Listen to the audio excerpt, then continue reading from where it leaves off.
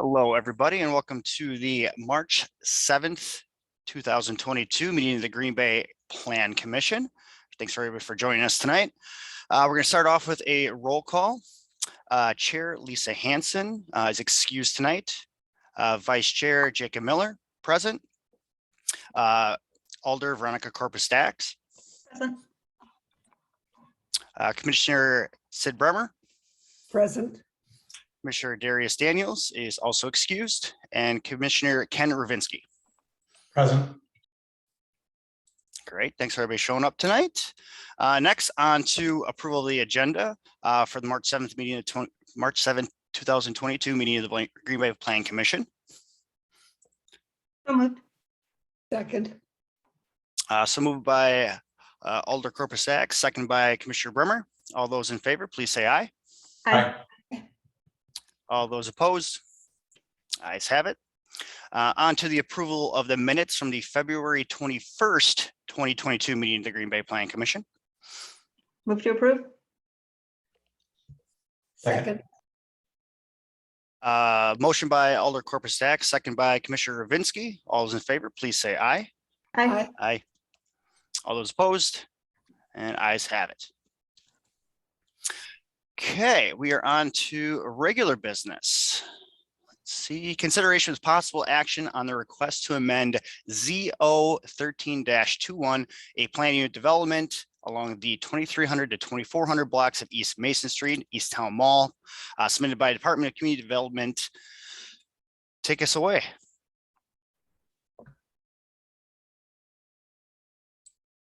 Sorry about that. Thank you, Chair. 1 second here. Okay, on your screen, you can see here the map of the area. We discussed this at our last meeting, so everybody should be fairly familiar with the area. This is the East Town Mall campus. Again, we're going to be discussing a PUD amendment, so the zoning is kind of inconsequential here, and future land use shows commercial uses for this area.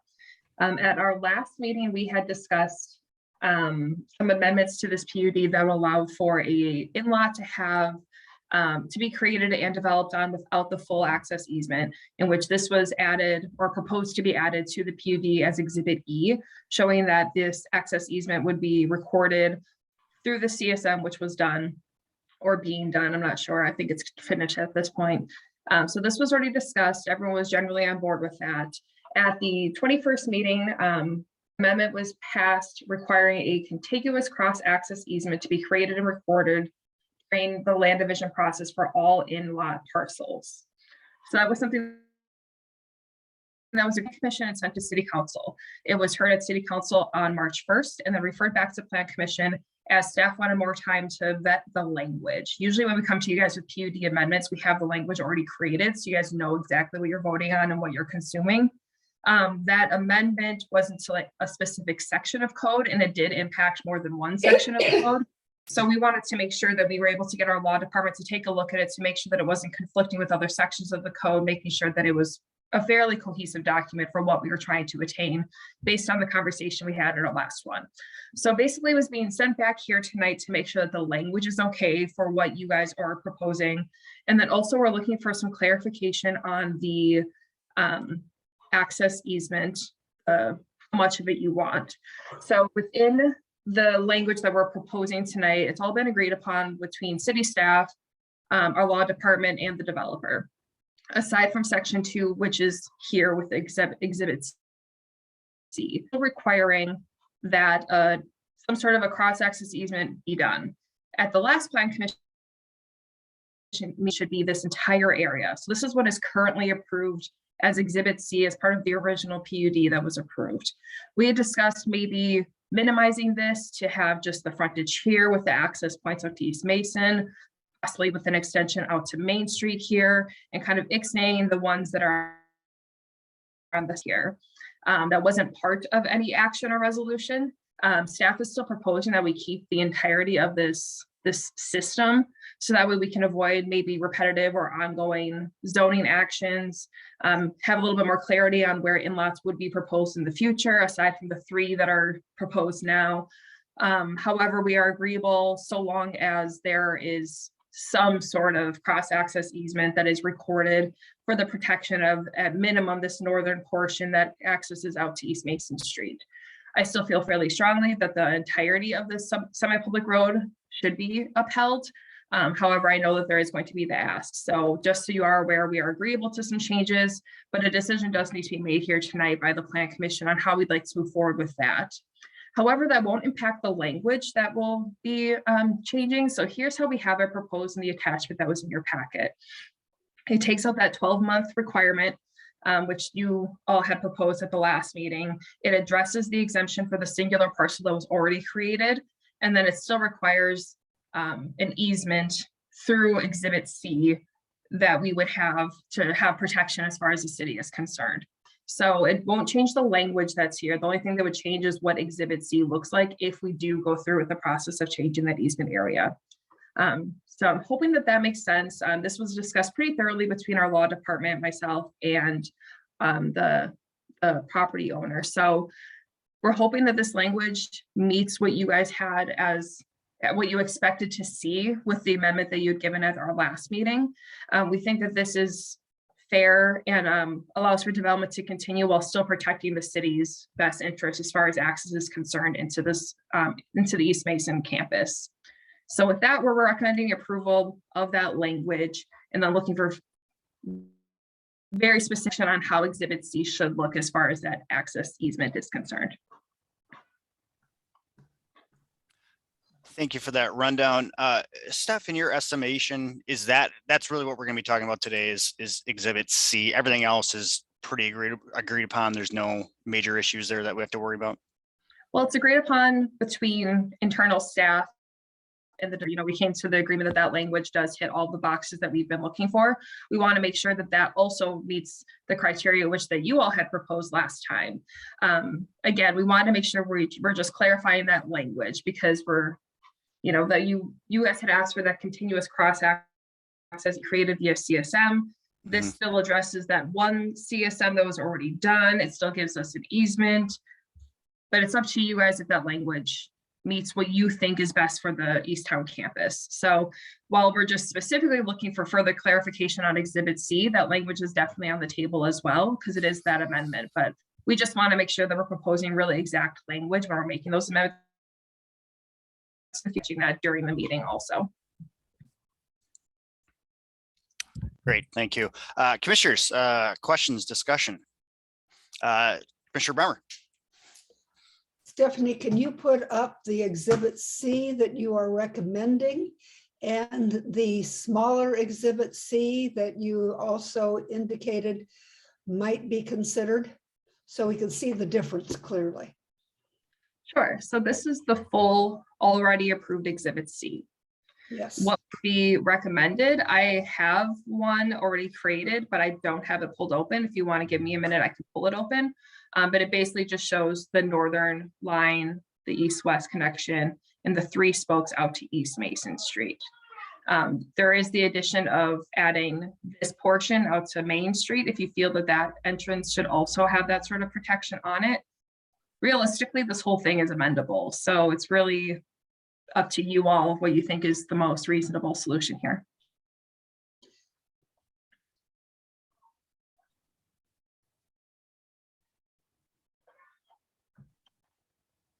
Thank you.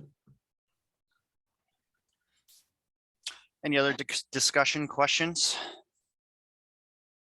Yeah. Verbinski, go ahead. So the way it reads right now, no other development can happen until all of that access agreement is granted and recorded. Yes. Okay. But all that access is as defined in Exhibit C. Yes, Which we might want to change from what you've just shown us. exactly. That entire easement area is dependent solely on what Exhibit C looks like. So whatever access you think is most necessary to protect the city and make these developments occur is how that's going to be reflected. What gets lost if we delete Exhibit C below the straight east-west line? Right now, here, let me show up a map again. I think that might help me clarify a little bit further. Actually, Garrett sent me. Yes, I can see him pointing. Let me pull that up real quick. I've got to reconnect. 1 second, please. Okay. There's an exhibit that shows all of the in-lot development that's already been proposed. And that I think will be the most beneficial way to look at this, because then you could see the in-lots that already exist. There, okay. I told Dave before this meeting started that I was so scatterbrained and I was gonna miss something, and then I did. Here we go. So these are the current in-lots that have been approved, not through the city, but through the body of the East Town ownership, whatever that is called. The one here is the one that was already approved, and the exceptions have been made through our PUD amendment. 2 and 3 are the ones that have already been approved through their body, saying these are the ones we're okay with. So what we lose by taking out this portion of that ring road would be the potential when they go, these in-lots are really successful. We want to expand this and put them down this way. We want to move some here. We'll have to amend our PUD again. There might be, additional zoning action that's required. The entire road system is already in place and that whole easement exists. They could just keep dividing because we won't have to get involved at all. The in-lots would already be allowed. The easement would already be in place. It would just be a private agreement on how many more in-lots they can create.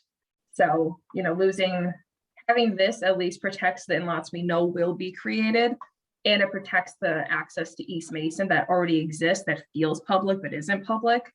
However, if these are removed, then if they want to add any in-lots on these portions of the roadway or any, further this direction, wouldn't be able to do that without coming back and amending that document and our exhibits.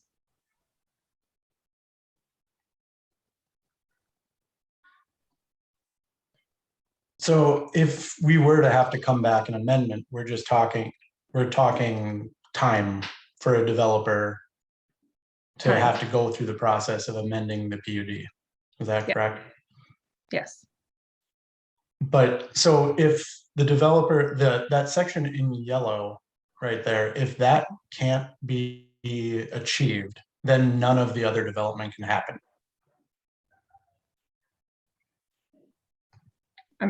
Can you ask that again? I don't think I understand what you're saying.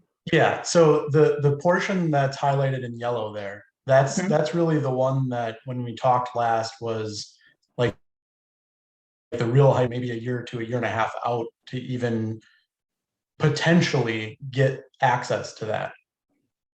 So if the developer cannot get access to that or get that easement recorded, then none of the other development would ever be able to happen. Is that what I'm understanding? In-lot development. Correct. Yes, so we right now have the language that it would be further in-lot development is tied to making sure that that access easement is there.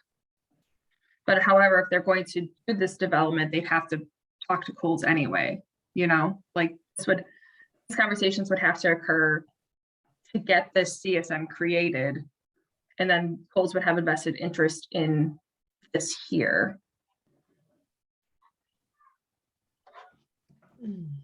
So are all 3 of these in lots that are proposed from the current applicant? That you'd have to ask him. I know these have been agreed upon by the ownership group, but I don't know where that comes from or who has to propose those CSMs. I'm not sure how that ownership breaks down. Okay. These are just the ones that have already been approved internally by that group. So just as I was reading through this today and thinking about it, I'm feeling more comfortable if what we're requiring is land that the current applicant owns. He is not the applicant. The city is the applicant on this application. I'm sorry, the developer then. So the 2 sections of the access road there that are in blue are owned by the developer that is bringing this forward, right?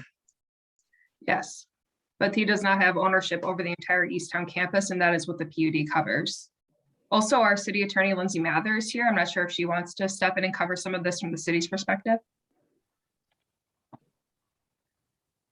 I certainly can, if you guys would like me to.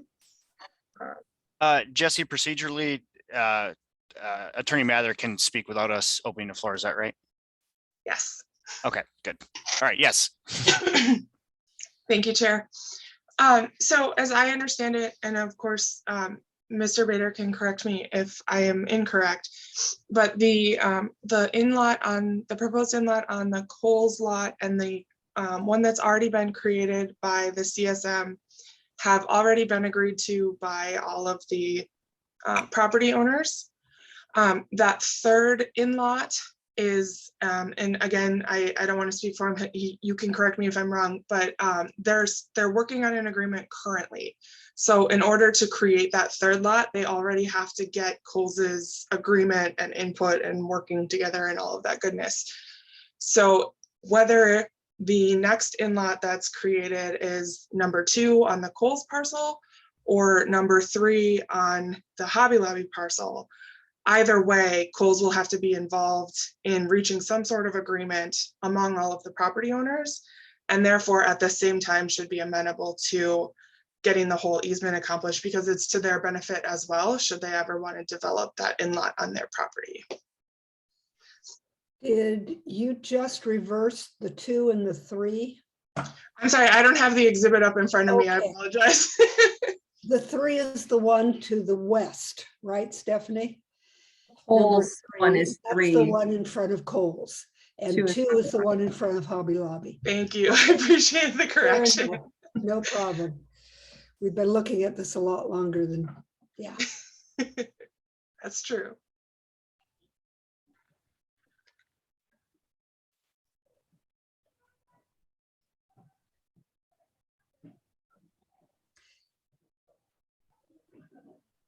I'm not sure, can you say anything more, Ms. Mather, about the reason the city wants to maximize this full semi-public roads? Sure. So any parcel that exists within the city of Green Bay, the city has to provide right-of-way access. So if we create inlets and the city does not have a way to access those inlets, the city is responsible for creating roads and whatever other wonderful planning steps go along with that. You guys are the experts on that, not I. So by ensuring that we have an access easement through these, ensuring that we have access through the easement on these semi-private roads will satisfy the city's duty to provide that access. I do understand that there is, these easements do exist among the property owners. However, the city is not a party to any of those easements, and therefore should the property owners ever decide to dissolve that easement for any reason, the city's interests would not be protected, and any inlets that exist, we would have to then create roads to access them. Does that help? Okay. That does help. Thank you. I know we discussed that at the last meeting, but I'd lost track of that piece. Thank you. And I apologize for not being able to make the last meeting.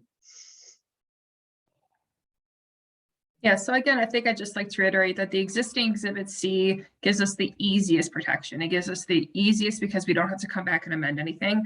However, we are very much agreeable to what I think that Garrett is proposing, just that northern strip, because as both Attorney Mather and Garrett have said, they're going to have to get that agreement either way. So I think that's the most protect. It's a good option. I would prefer all of the protection, but I can understand that not everything's going to go that way. If we need to come back and amend a PUD, that's why we have PUD amendments. So if that's the route that we need to take. However, I definitely believe that that full northern stretch needs to be protected, as this is going to be hot development. And we also don't want to have to wait for Plan Commission to go through and extend each of these each of these, because those can take some time and that does slow down development. So I think having that existing northern section east to west that leads out to East Mason is probably the safest solution at this point for all parties. Yes, I'm fine doing that northern section because I thought that's what we had planned on based on the last meeting. We weren't going to do the entire of the property. We were just going to do what was needed, knowing that that's kind of how we do it anyway. Like normally that's how we do it, is we just do like what is necessary and not the entirety. That was discussed last time, but never voted on or wasn't part of the amendment. It was just the piecemeal as we go, but it didn't say which sections to put together. And there isn't really like a how we always do it because we don't have inlets anywhere else. This is our first try at this. So, you know, easements are different when they're not protecting public access. If it's just cross access between two property owners, the city doesn't have to get involved at all. So we don't really have a guinea pig, and this is the guinea pig. We don't have something to look back on and say, this is how we did it last time and it worked well. So yeah, again, this was discussed quite thoroughly last time. We just didn't get much of a resolution on where you guys wanted to take it. If it was the whole access you wanted to keep, easement.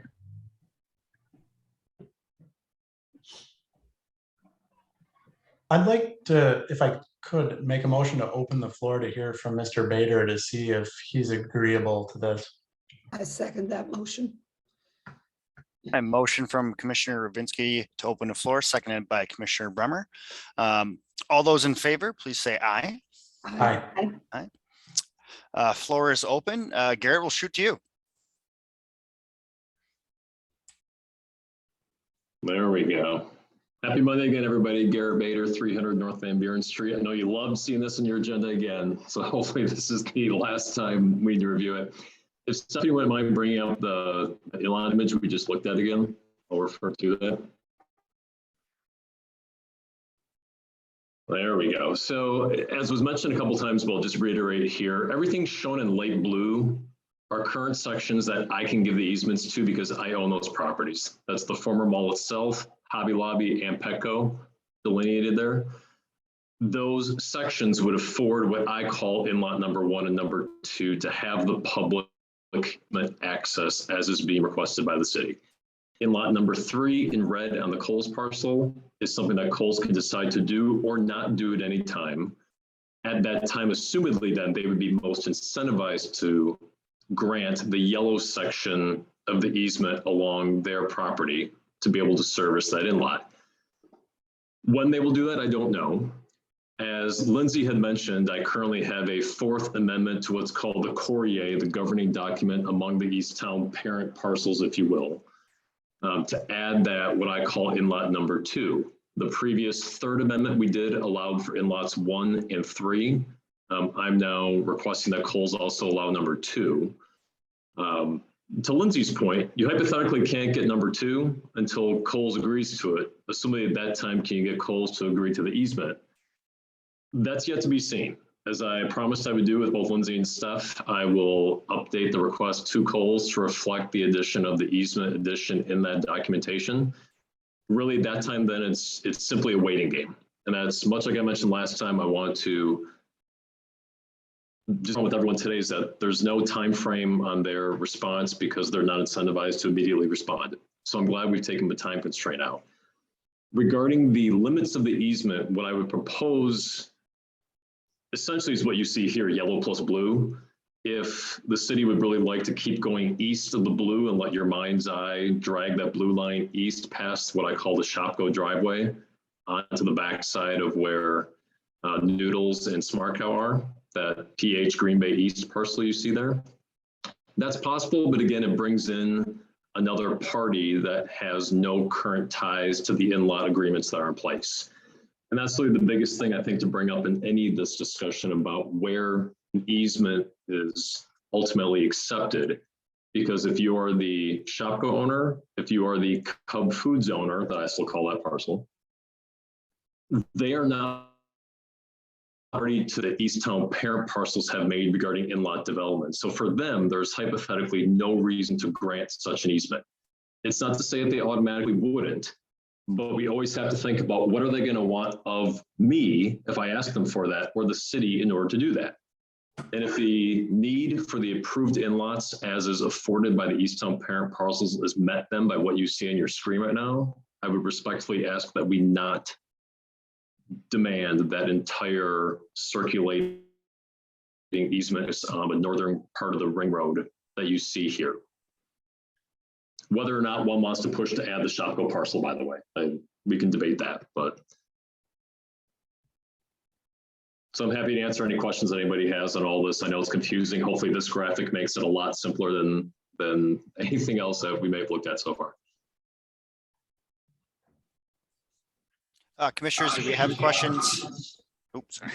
Sid, go ahead.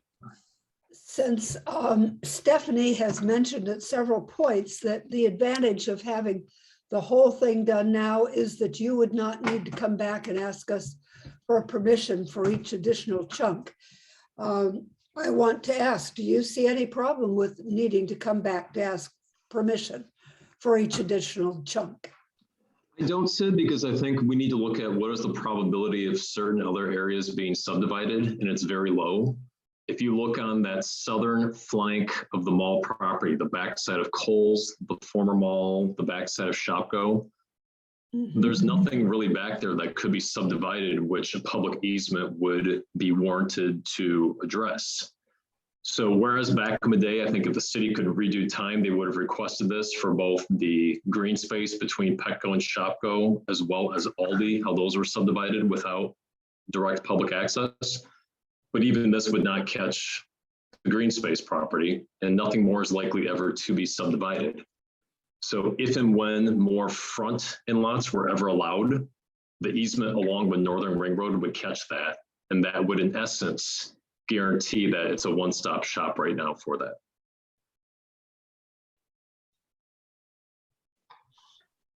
And I get, Garrett, am I hearing you correct?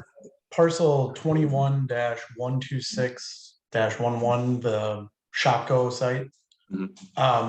There, have you had negotiations with them of getting that access there, or is that going to hold things up as well?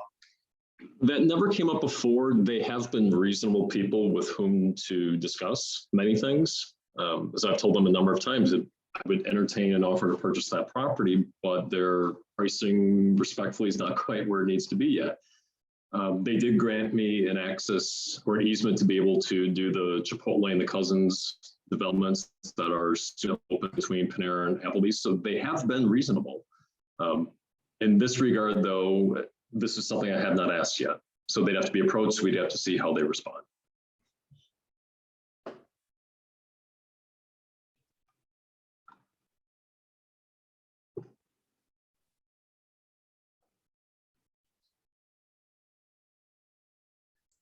I'm on mute, sorry. Commissioners, any other questions? I can't see you all. Oh, there we go. Not seeing other hands. Since we are open to if anyone else from the public would like to come forward to speak on this, now would be the time.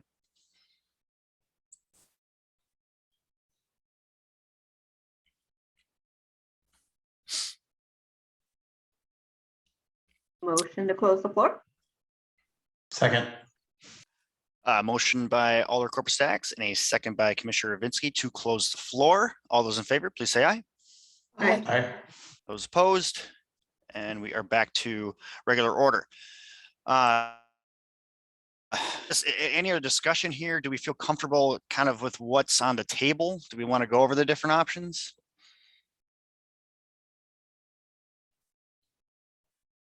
What's officially on the table? I think we would have what staff has recommended, exhibit C, which include the full ring essentially. And I think pretty much what our alternative would be is just focus on that northern stretch. As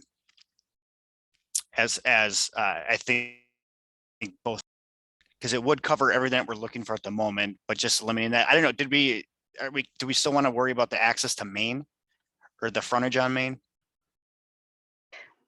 So when we say the northern part, are we talking about those three separate, we just talking about yellow and blue? Yeah, thanks, Veronica. I was just gonna ask that as well. I think that's up to us. Is really the question, is up to us to decide exactly how far we want to take that. I think it seems to be a given, the two driveways, the center and then the western driveway are a given. I think that one in front of the old Shopko building is the one that would probably be potentially removed, or is the point for debate, I guess. Okay.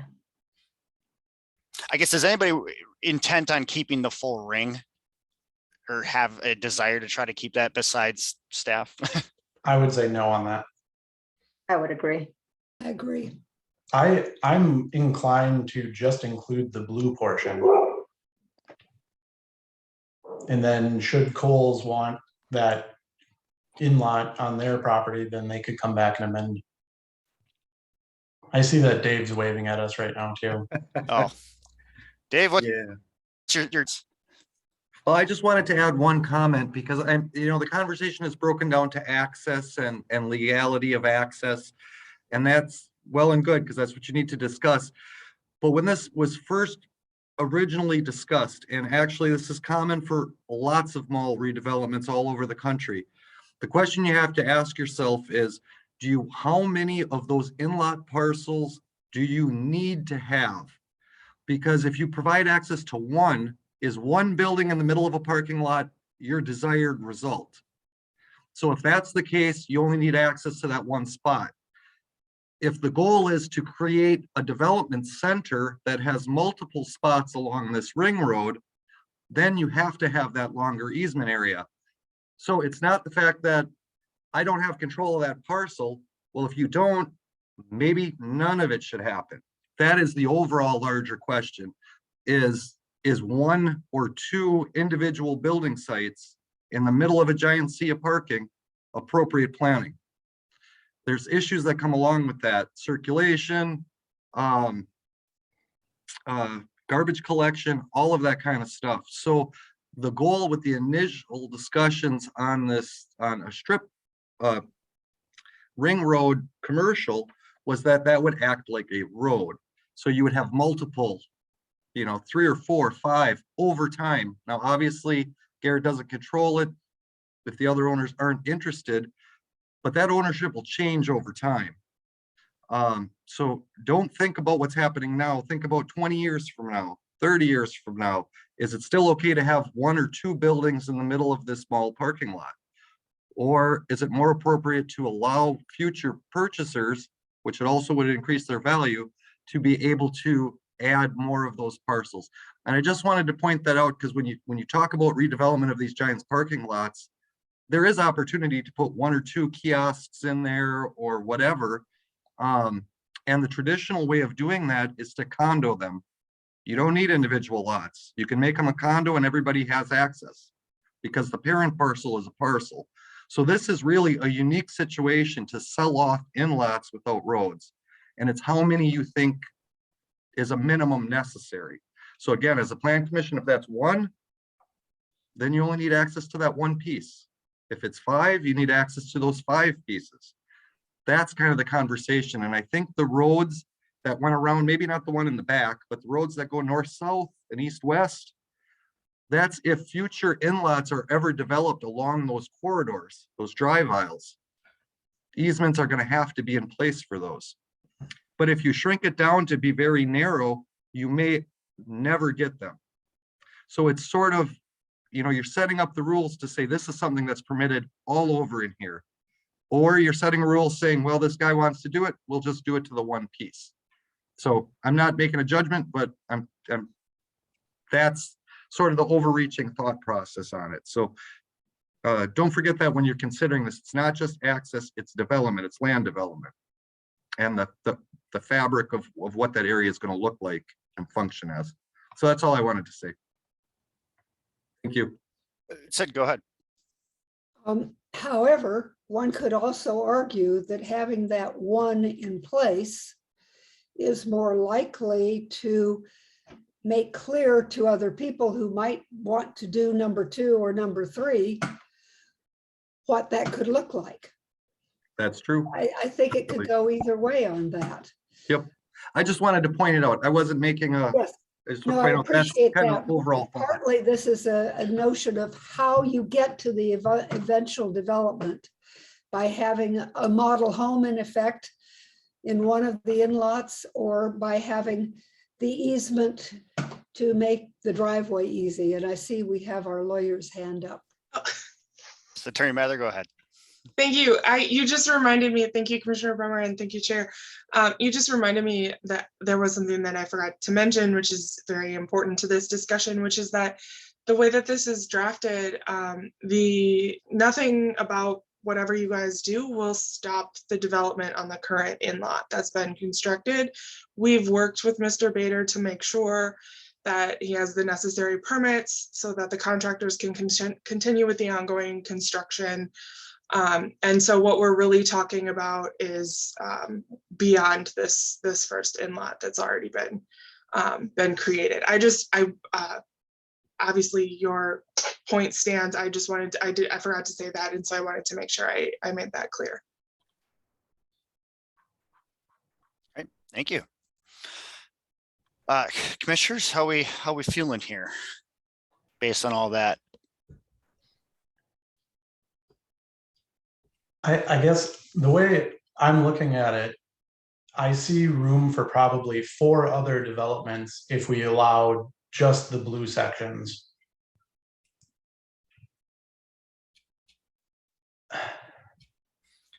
To Dave's point, I see what he's saying about really spurring some development by requiring it for all of it. But if a portion of that can't get done, then no other development can happen without that access. So by allowing just the blue section, and sorry, I'm looking to my other screen here. I'm not trying to avoid eye contact with you guys. I'm looking at room for like 4 other developments the size of the one that is already being allowed and going to go in.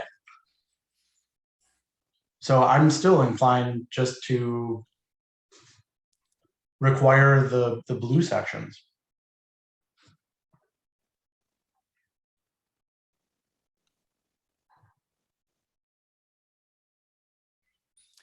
Is that your motion? No, I'm sorry. Alder Gerlach. Question, please. One question that is probably a rhetorical question. I don't know whose vision of the final development, the long-term development of this property supposed to be driving this. I'm not pretending that I know. I just don't know. But a more practical question, what is the downside of doing, creating all of these easements and this ring road all the way around, as I think staff is recommending? What is the downside of doing that? Time, mostly. There are a lot of owners at this campus, and it would take time to create an easement. Other than that, it just allows public access and protection. And is that what you are recommending, to take the time and accept the difficulty and do it that way? Or am I misunderstanding? Yes, that is my proposal. It was already approved in November of last year with the full ring road access. Reduction, removing that very south side along the back would absolutely be fine by staff if we're looking to only provide access to in-lots with that access easement. But yes, I think that it is worth time to do a full dedication at this point. And so time is the biggest factor. That's okay. Thank you. Well, I think it's both time and, as I recall, pragmatics, whether or not Coles will ever come forward and say, okay, I'll grant you the easement. There's a possibility that that could just be permanently blocked. And if we require that easement to go forward, then we're permanently blocked as well. So to go with that too, and kind of to Dave's point, and this might not be a popular question, but then why wouldn't we look at making all of that just public road instead of easements?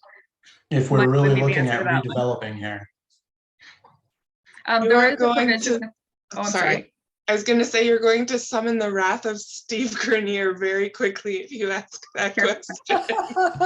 There is a provision within the PUD that already exists on the minimum width and the maximum width of these easements in case we ever did want to pick them up as roadway. So if this were to be super popular and all of a sudden we feel like we need roads throughout this development, the easements would be recorded at a standard at that point.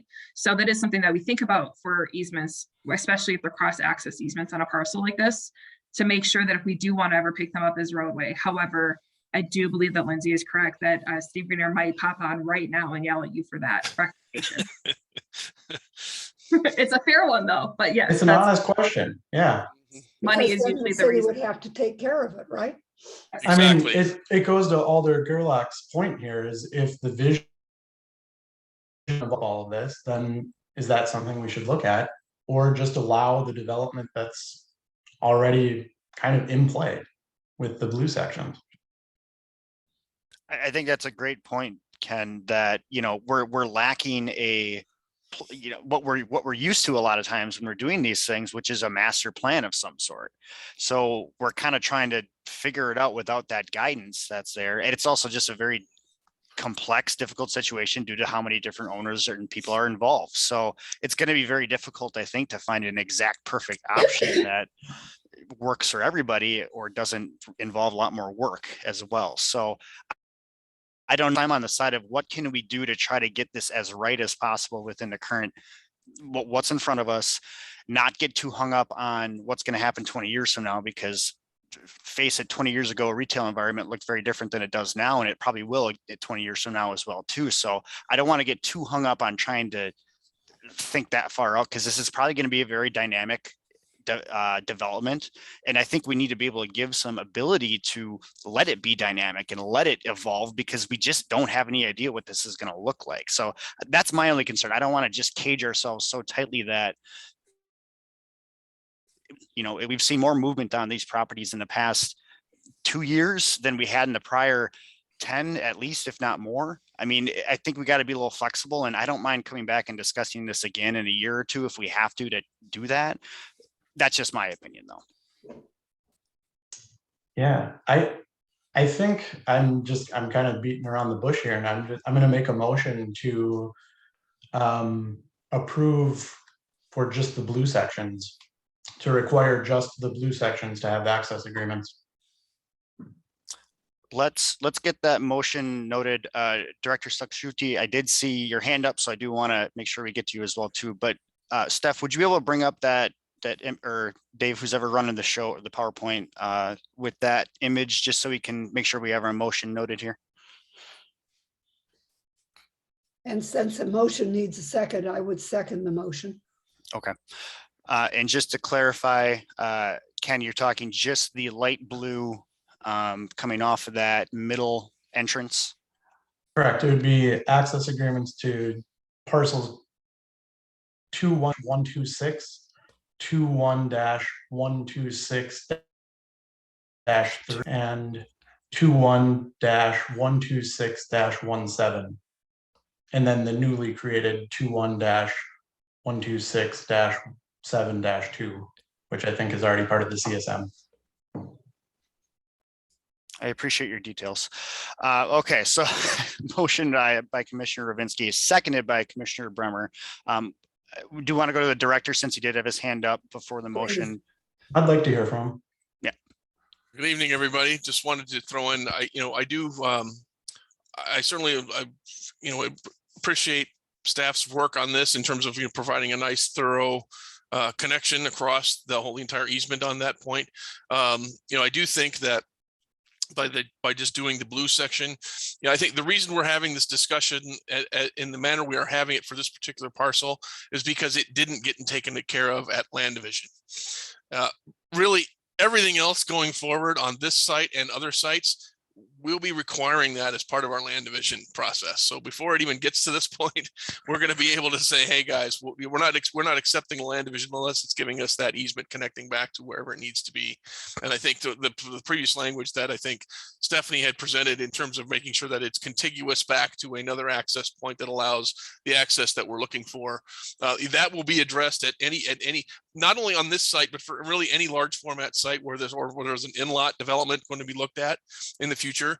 The proper spot, I think, where we would prefer to take care of this is really at that land division point. So we know that connection is right in there right away when we know we get the CSM, and before it even comes it's not even we were in a hurry to help with this one. So the PUD kind of moved out ahead a little bit on some things. And then I think the land division came in behind it a little. So I think things got a little out of order just in terms of trying to keep things moving.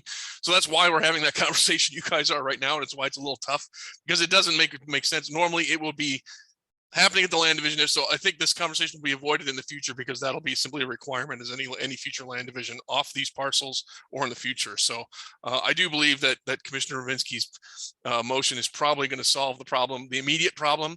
And I think in any future concerns, we can certainly would require that at any future land division at that point. I just want to clarify something here too. So if you are making this amendment to exhibits for the blue portions, that's definitely doable. But then there's no language proposed in the PUD requiring that a cross-access easement be extended as new in-lots are created. That language is not in the PUD right now. I can pull up that language if you'd like to review that as well, because that would not be a part of it currently. Because if Exhibit C is all we're using for the easement area, it would only show that blue portion then, and nothing else would be required to have that. So would you, the language again in case you want to adjust? Please. I think we were presuming that that would be there.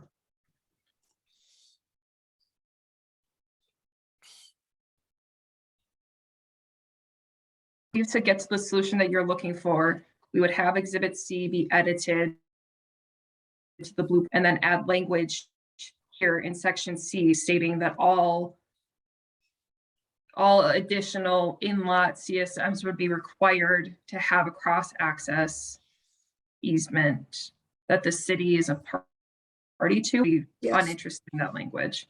Yes. I agree, and I would add that to the motion then, Steph. Thank you. And I'll second that as I well. just want to make sure we all understand what's going to happen the next CSM that comes in. So Yes, yes.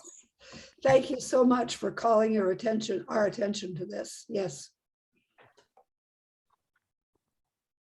Okay, good. Thank you for that clarification as well. So we do have a motion and a second on the floor. We'll take a quick look here, see if you have any other discussion. Otherwise, I think we're ready to take a vote. No hands. All right. Motion by Commissioner Ravinsky, seconded by Commissioner Bremer. All those in favor, please say aye. Aye. Those opposed, and motion carries. With, again, thanks to the staff for their patience and working through all of these options with us. Thank you all to all of you for that, especially the patience part. Okay. Guess what, guys? We got a public hearing on our hands. So, and this we are moving on just to make sure we're following here. Is this agenda item number 2? This public hearing has been properly posted and public notification has been published in the Green Bay Press Gazette. The Planning Commission is interested in hearing public comments on the subject agenda items. We invite your comments and ask that after your name has been called, you state your address, whether you represent a group or association, whether you favor, oppose, or only providing information on this matter, as well as your comments and concerns. We also ask that you confine your testimony to the facts related to the proposal at hand and avoid repetitive testimony. You must be recognized by the Planning Commission in order to speak, and please address your comments to the chair. Comments will be limited to 3 minutes. To speak during this public hearing, you may unmute yourself at the bottom of the screen, use the raise hand function on Zoom, physically raise your hand, or if you're calling in, it is *6 to unmute yourself. We will now open the public hearing on agenda item 2, which authorize a conditional use permit for the this digital and static message billboard in commercial district located 1902 North Irwin Avenue, submitted by Renee St. Laurent, Lamar Advertising on behalf of TLC Properties, LMA property owner. That was a mouthful. Paul, give us a quick rundown here. Thank you, Mr. Chair. This is a request for a conditional use permit for an off-premise advertising sign that has a multiple message or digital panel on one side. 1902 North Irwin is highlighted in red on the map here. North Irwin runs north and south, heading towards Bay Beach. Parcel also adjoins I-43 here. The wildlife sanctuary is just to the north as well. The CUP, because there is not only a static message, but there is a multiple message sign here that has certain requirements that have to be met under the conditional use permit. Great, thank you, Paul. We will move on to the public hearing portion of this. So if you are at the meeting on this particular item, we're going to start with those who are in favor. Again, raise your hand in Zoom. Physically, *6 to unmute yourself.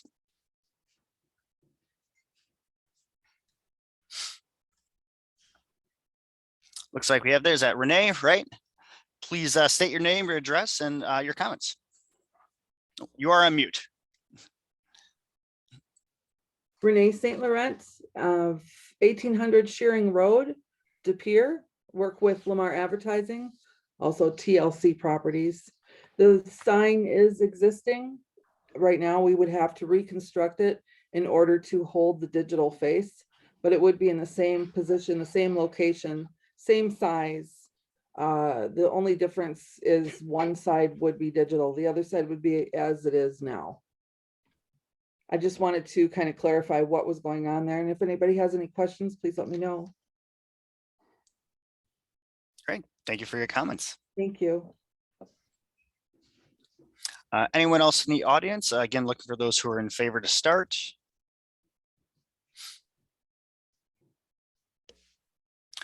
Not seeing any. We'll move on to any that are opposed.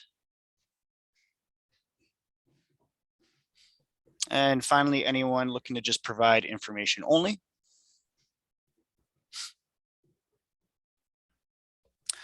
Not seeing anyone. Anyone wishing to speak on this matter? Is anyone wishing to speak? Oh, I'm sorry, Mark. Clarification, Chair. Are you supposed to ask 3 times on a public hearing? Yep, working my way through it. Okay, sounds good. Thank you. Yes. Is anyone else wishing to speak? Is anyone wishing to speak? And is anyone wishing to speak on this matter? Hearing none, let the record reflect that no one has come forward and this public hearing is now closed. I'll move forward on the agenda to agenda item number 3. This is consideration with possible action on a request to authorize a conditional use permit for the reconstruction of an off-premises digital and static message billboard in general commercial district located 1902 North Irwin Avenue, submitted by Renee St. Laurent, Lamar Advertising on behalf of TLC Properties, LMA property owner. Paul, on to you. Thank you again, Mr. Chair. The property, again, is highlighted in red here. This is a vacant lot. As the applicant stated, there is an existing billboard sign on the property, both east and west facing, with a static message.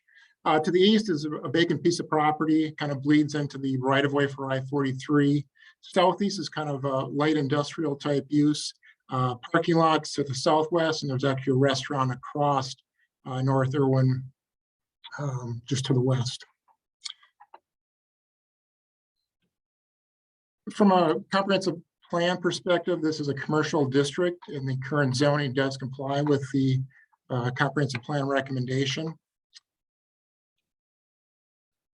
The current property is zoned general commercial. There is, again, some light industrial zoning to the southeast and to the west. Within the C1 district, billboards are permitted. Again, in this case, with the multiple message sign, the CUP is required. This is kind of a street view of the existing billboard. As you can see, we're kind of looking east or northeast at the intersection of Radisson and North Irwin. With the off-premise advertising with the billboard, there are certain standards that are specified in our zoning code, actually in our sign code, chapter 30, I should say. Those are detailed in my staff report. There's also conditions that are included, the 7 standards that we use for conditional use permits.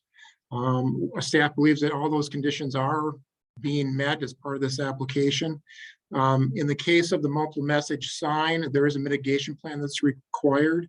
And what the applicant's done is they've removed 2 existing billboards. They've been raised now further down on North Irwin near Eastman Avenue.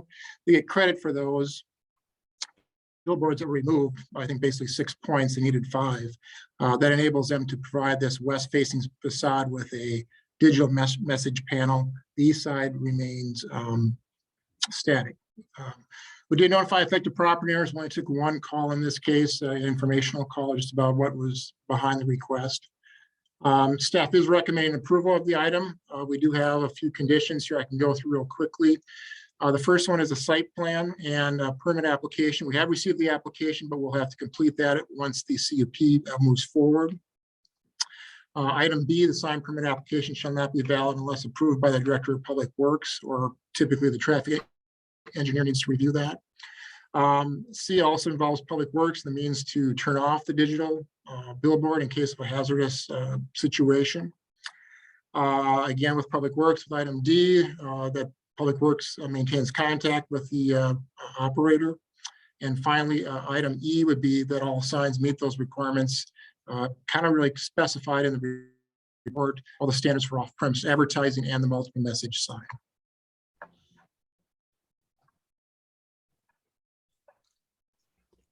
Thank you, Paul. Commissioners, any questions? So for clarification, if I could, Paul, on the map that, well, no, on the street sign, street view you showed us, you were showing us the current Lamar billboard, correct? Correct. Where the sign, the side that was facing toward us is the side that is facing west, and it would be the digital side, reconstructed for digital.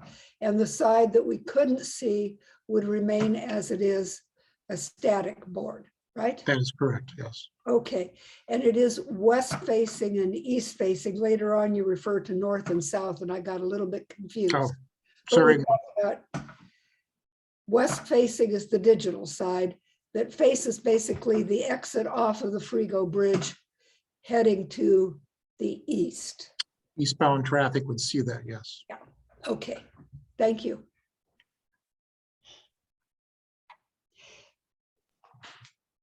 Any other questions, comments for Paul? I'd make a motion to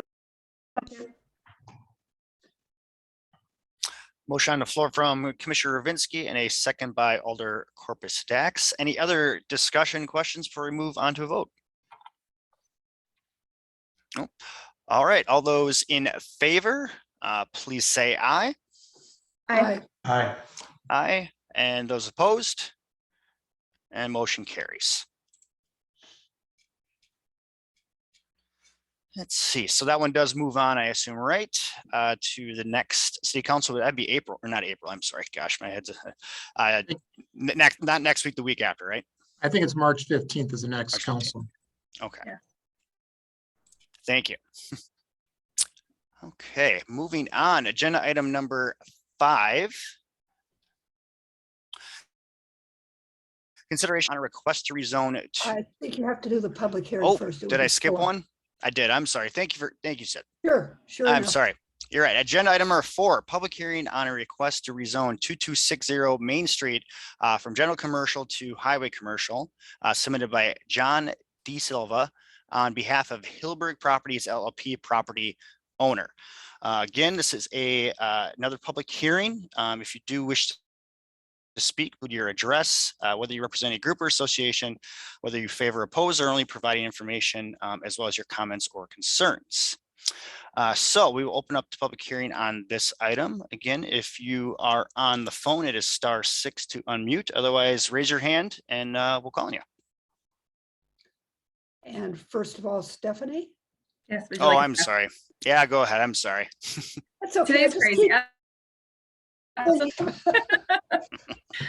Thank you. So this site is 2260 Main Street. It's on the city's east side. This is Main Street here, Guns Road that wraps around here, and the east side Walmart is just off the screen to the south to familiarize you with the site.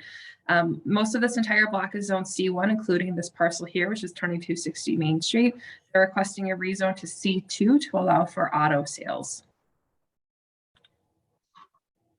Thank you very much, Stephanie. I apologize my poor order on that. So, okay, we will move on to the public hearing aspect of this. So those who are in attendance today, we'll start with those who want to speak in favor of this item to come forward.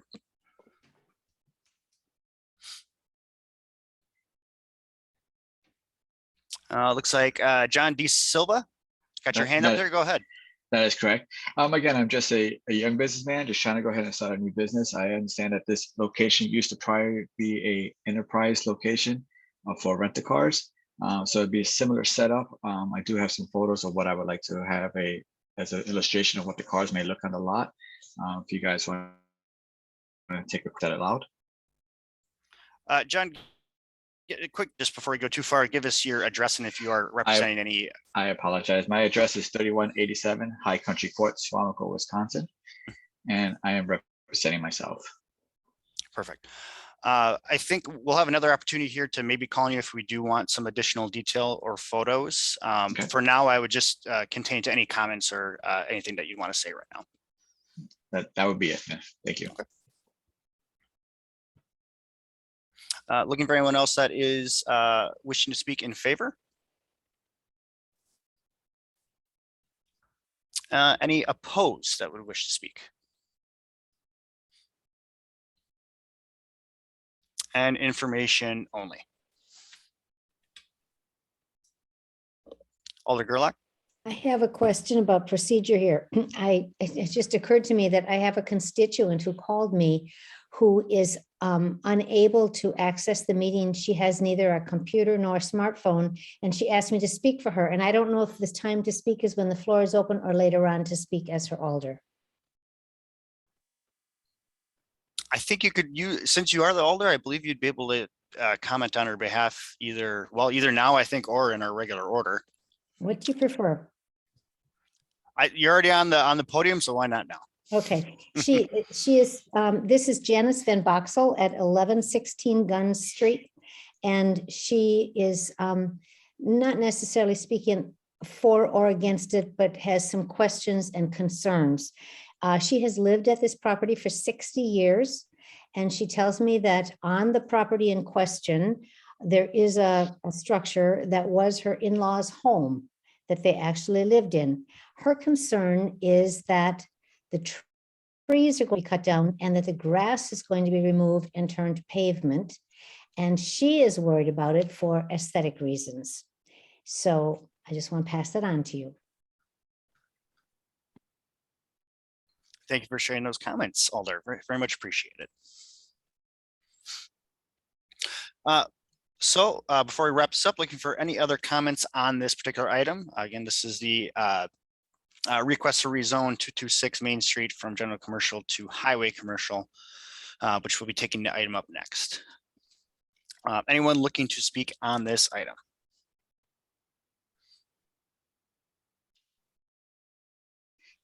Is there anyone wishing to speak? Is there anyone wishing to speak?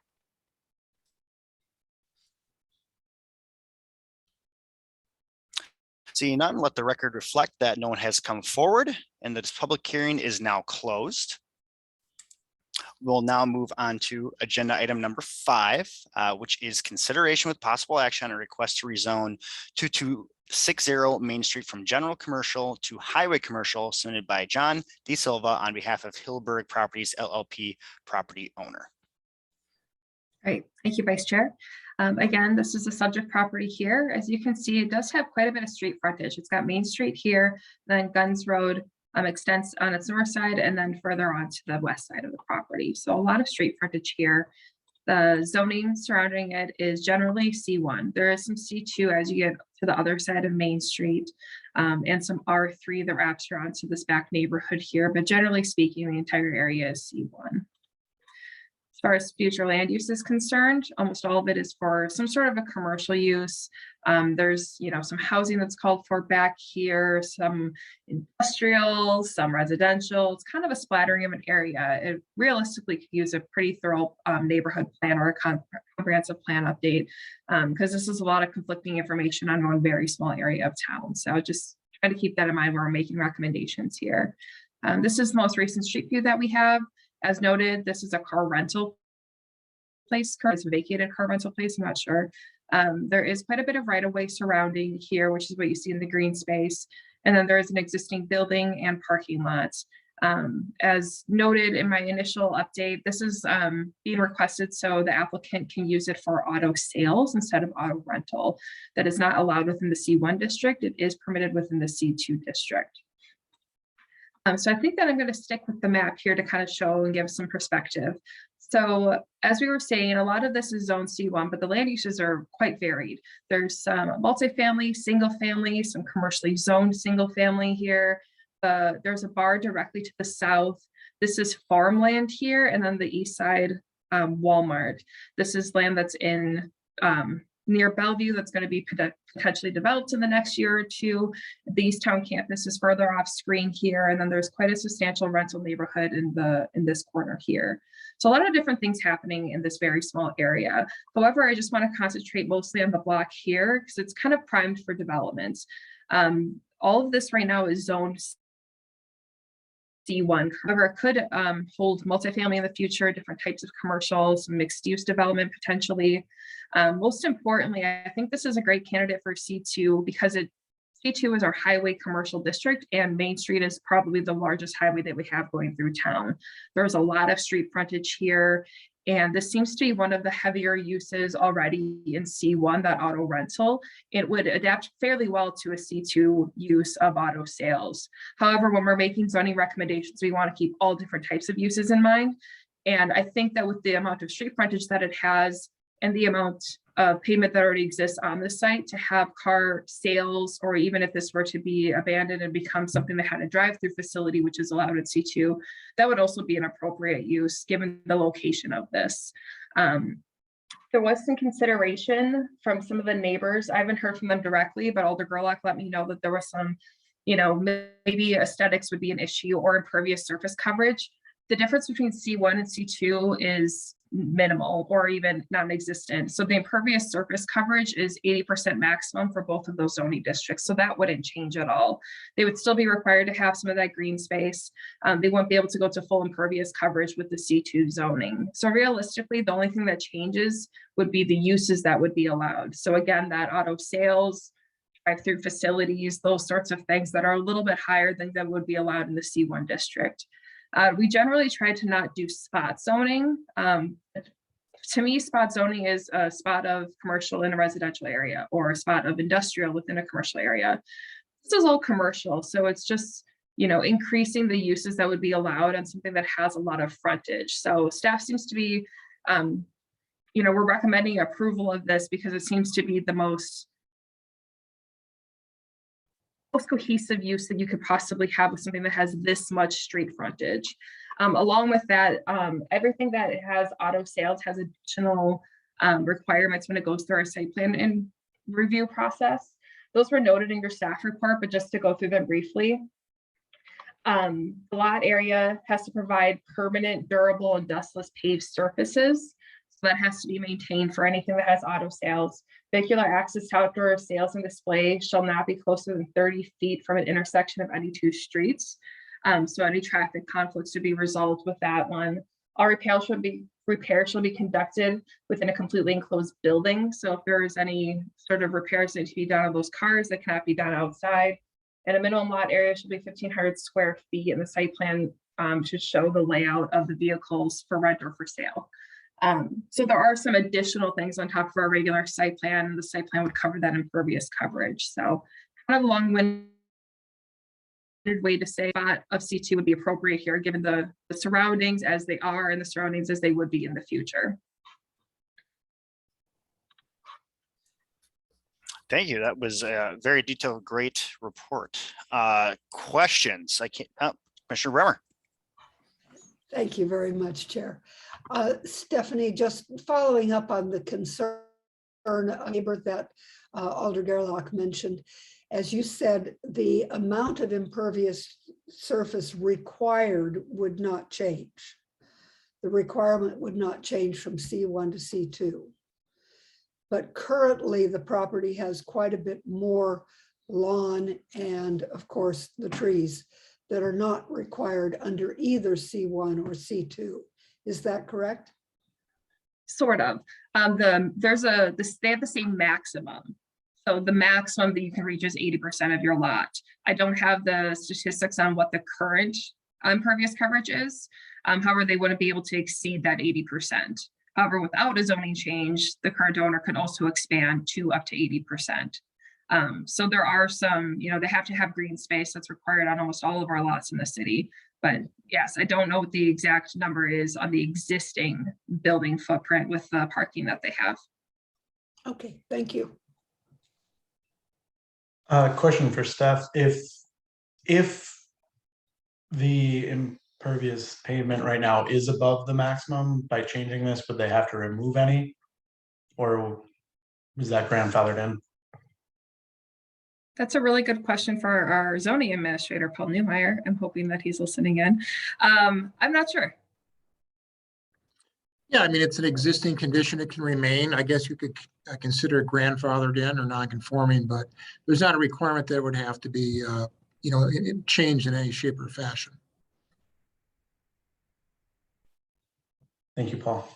Thanks, Paul. I don't think that it exceeds 80% though. There's quite a bit of green space there. And this would allow the amount of the green space to be limited either under the current zoning or the proposed zoning. It could be cut back. The requirements are the same for both commercial zoning districts, yes.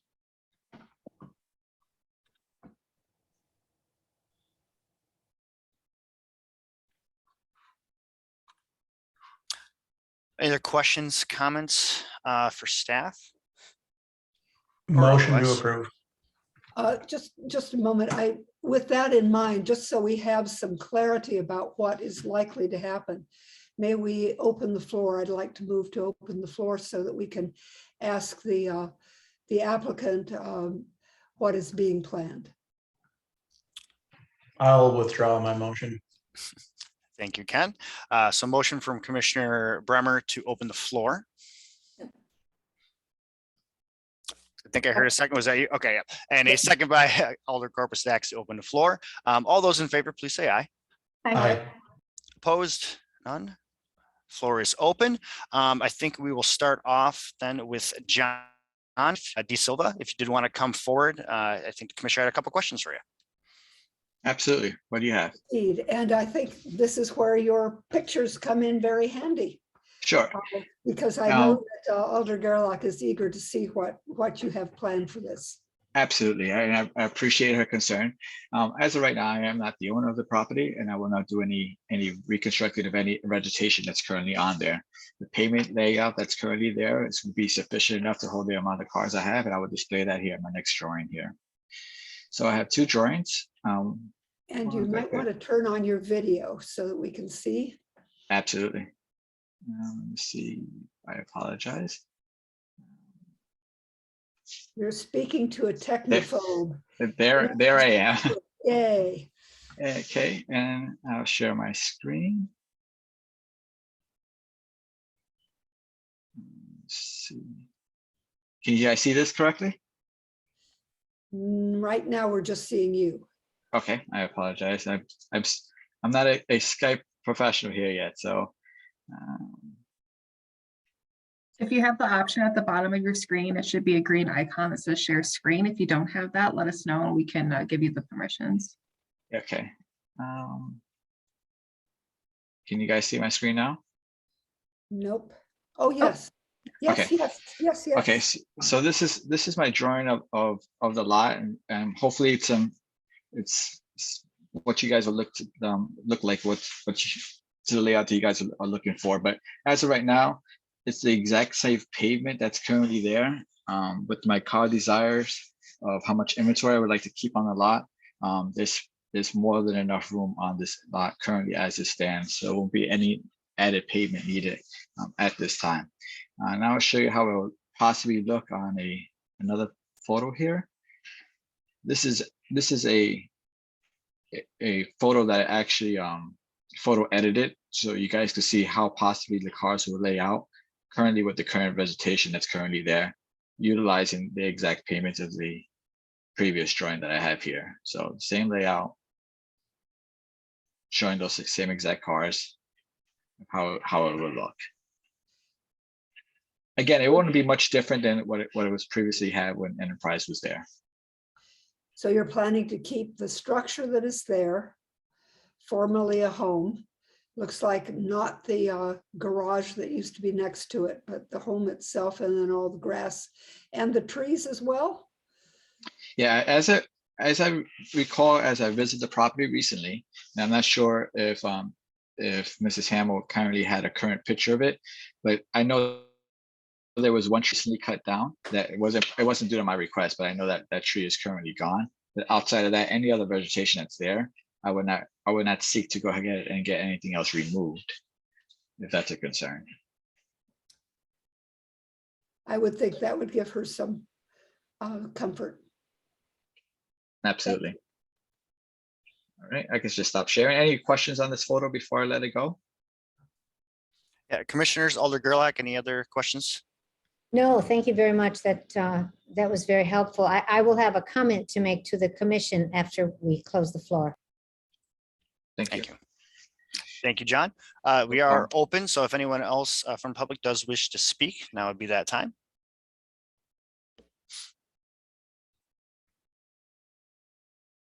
Otherwise, Chair will entertain a motion to close the floor. So moved. Motion by Commissioner Bremer, seconded by Alder Corpus Dax to close the floor. All those in favor, please say aye. I Aye. Opposed? And we are back to regular order. Alder Gerlach? I just want to make you all aware of why I am so worried about impervious surface. I don't know if you've been at this a lot longer than I have. Maybe you realize that flooding is a huge, huge issue in District 3 that just smacked me between the eyes as soon as I got elected. I didn't know about this, and all at once I had to deal with it. And Matt Heckenleibel, our utility manager, and I dealt with this for months in District 3. And finally, the plan, which was an extensive plan, was put on the shelf. And I was told that it would cost more than $30 million just to deal with the flooding issues we have now because of all the impervious surface. That whole area is nothing but pavement and rooftops. And as we go forward, I know it's so easy with these little things to say, well, that sounds like it's not going to be a problem. And the next one sounds, oh, maybe he'll just add a little bit of pavement. And I know I'll be long dead before this is a problem. I just think we have to think long-term about what we are doing to this part of town and be very careful when we make individual decisions about these things. Now, I'm not worried about this one. This sounds like it's going to be fine, but just keep in mind that it doesn't happen often, but when it happens, it's uncontrollable. I was going to ask for all the $27 million of ARPA funding, all to be given to District 3 for flood mitigation until I was reminded that even that wouldn't be enough. So please keep that in mind in the future, and thank you. Thank you for those comments, Alder. And I think a lot of us share those same views and are certainly aware of it. So it's certainly good to hear from an Alder too, especially the one representing the district. So thank you. With that, Chair will entertain a motion if we're ready to move on. So moved. To approve. Motion to approve. Second. Motion on the floor from Commissioner Rovinsky, seconded by Commissioner Bremer to approve. Any other discussion before we go to vote? All right. All those in favor, please say aye. Aye. Aye. Aye. Those opposed? And motion carries. This will now also move on to City Council on the 15th, next Tuesday. And we'll move along to agenda item number 6. This is another public hearing, this time on a request to rezone 1840 Bond Street from low density residential to public institutional, submitted by Jim Hines on behalf of Bay City Baptist Church. Madison, would you give us a quick preview of this? Yeah, for sure. 1 second. All right. So this is the location, 1840 Bond Street, and parcel number 6-60 or -1 on the west side. This entire parcel is owned by Bay City Baptist Church. And I'm also going to show something else as well.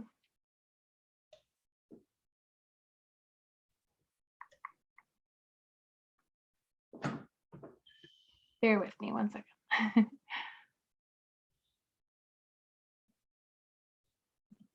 All right, so this, I think this helps show a little bit more the parcel itself. Currently, this is zoned R1, which is low density residential. There is a church, Bay City Baptist, which owns all of it down here. Parking lot, there's soccer fields in the back, and then they also own this entire portion back here. There is also, I believe, still very, very intermittently used railroad, which ends further south. But a lot of this land was actually farmland before, and then when the railroad was put in, it just became kind of unused, very water-based, high water table, and not very developable, what I've heard from adjacent property owners. I did want to say that David DeBush reached out to me, and him and his family own this property to the north, as well as I've also received information from Mark Stoyer, our alderman, regarding this property. Adjacent property owners within the 200 feet were notified and request, and some of them I think were just inquiring what is the difference between what does it enable. I know that this is also a residential district as well as this, and I think a lot of people were just concerned, are there any future developments going on? What does this allow? So I would recommend opening the floor, and I know Jim is also on the call, so it might be helpful for him to answer any questions as he is the applicant. And then if any other adjacent property owners have questions about the zoning request, I can also step in. Thank you, Madison. We'll be going into the public hearing portion of this. Just a couple reminders as we get started. Please remember to state your address, whether you represent a group or association, and whether you favor, oppose, or only providing information on this matter, as well as any comments that you may have. Please limit the comments to 3 minutes. If you are on the phone, it is *6 to unmute yourself. Otherwise, physically raise your hand or use the raise hand function in Zoom. And with it, first with any of those who are in favor of this item, I ask you to come forward.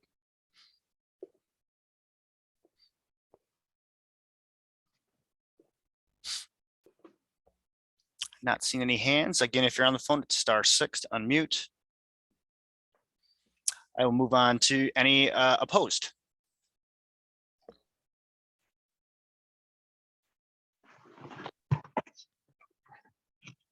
And how about any providing information only?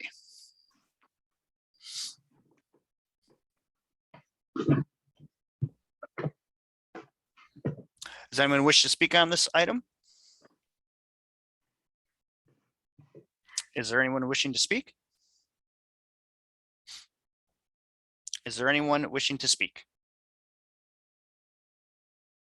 Brian, are you raising your hand there? No, you are on mute. You have to unmute yourself if you do want to. Actually, you can go to Bob first. I want to hear him and I'll speak there we after. go. Bob, go ahead. Start with your name and address. Bob, you're on mute.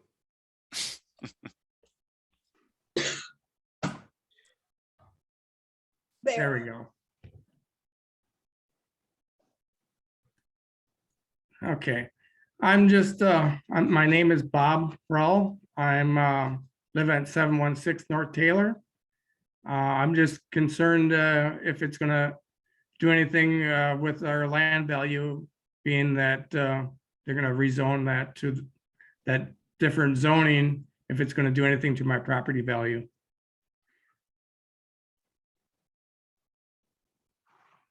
I think we'll That's try it. to answer those questions as we, on the next item here. Now we're just taking the comments. So we'll try to answer those questions as we move on to the next part of this.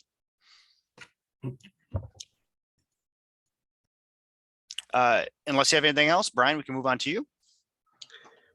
Actually, I think my comments will go for after that. It's just that the church hasn't been very good on water mitigation. I mean, the way when they built their parking lot, they filled in a creek that was only there for the spring.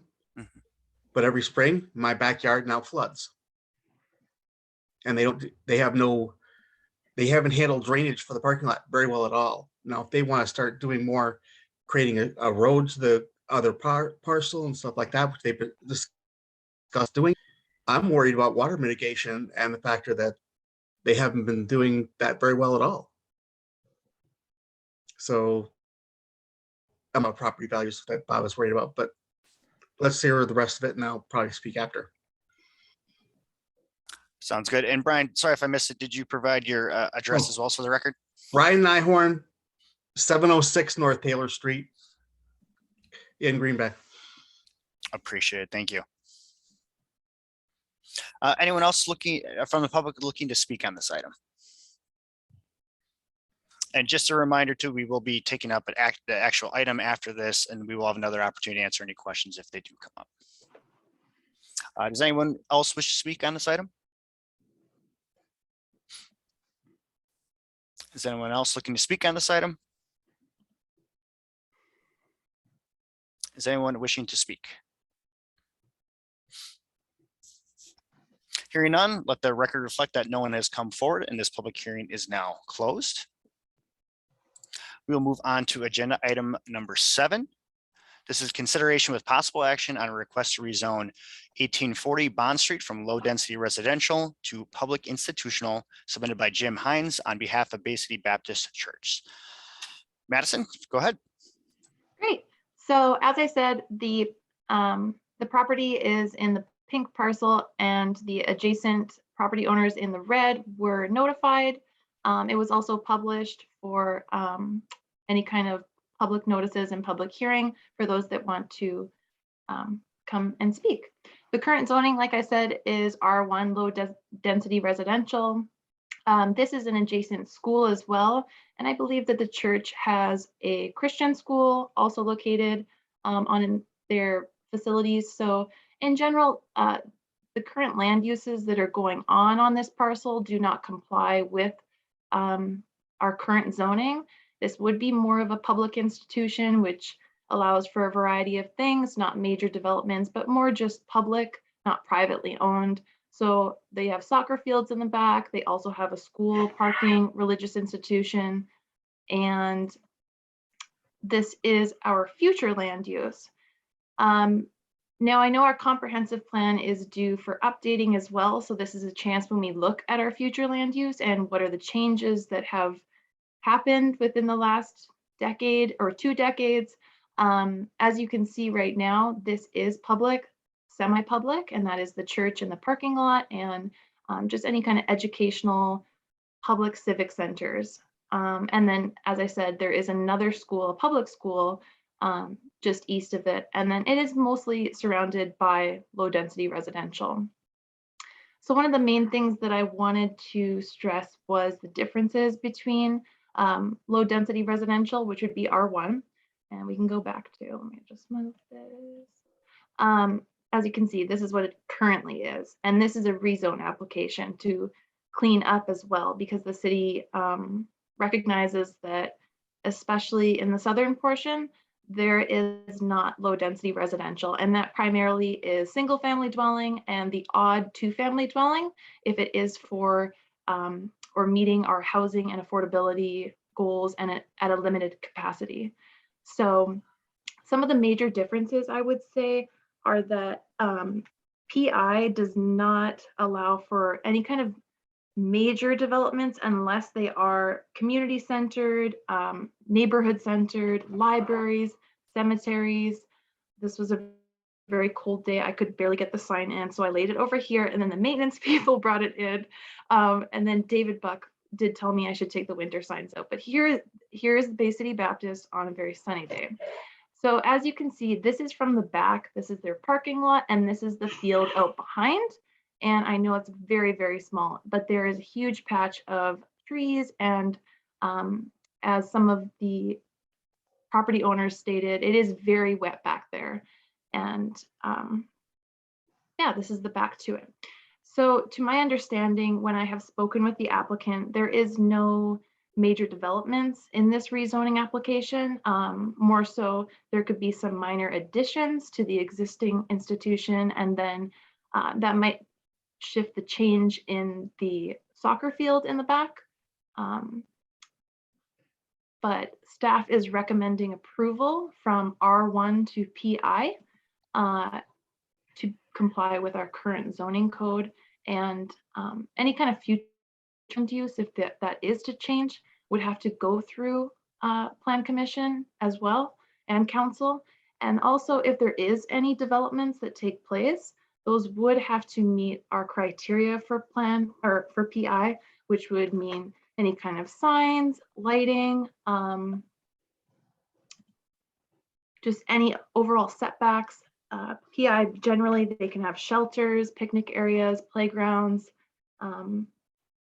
Those are mostly things that would not, well, they would not be allowed in an R1 district, and an R1 district would primarily be residential, and the applicant has kind of stated that that's not the direction that they are going in right now with that adjacent land. And so we just want to consolidate and turn the entire parcel into PI.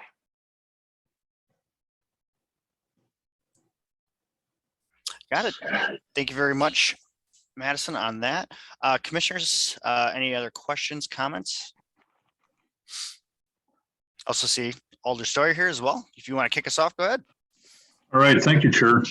Okay, again, this is District 10. I met with Mr. Rawl a couple of times recently, this past week.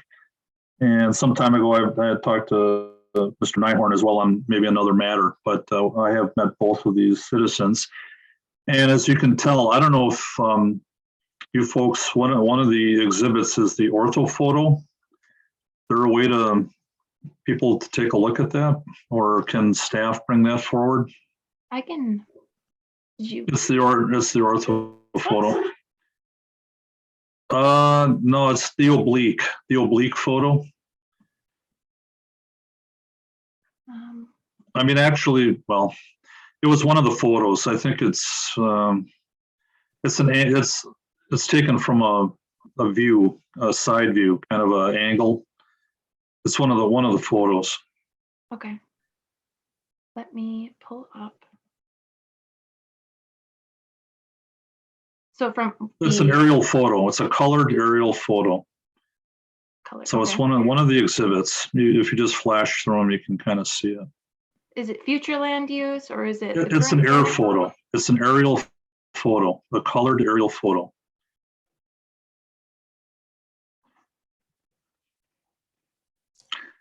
I believe I think it says ortho photo.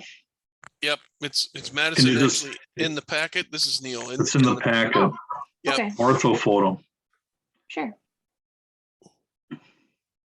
Yeah, looks like 1, 2, 3, fourth link down under number 7 there.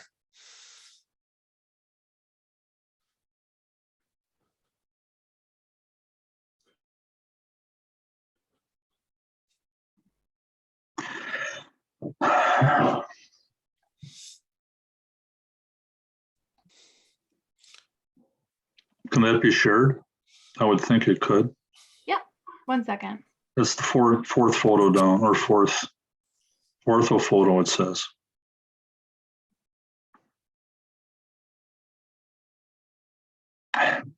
Ortho photo? That's not it. Hold on. I don't know. I don't know what I got to do here. Alder, I can get it up here. Hold on. I think I got it. Mrs. Neal, hold on. Let me see here. I think I just had it up here. Let me try to save the right one here. Ortho photo, get it to the right page so I can do this.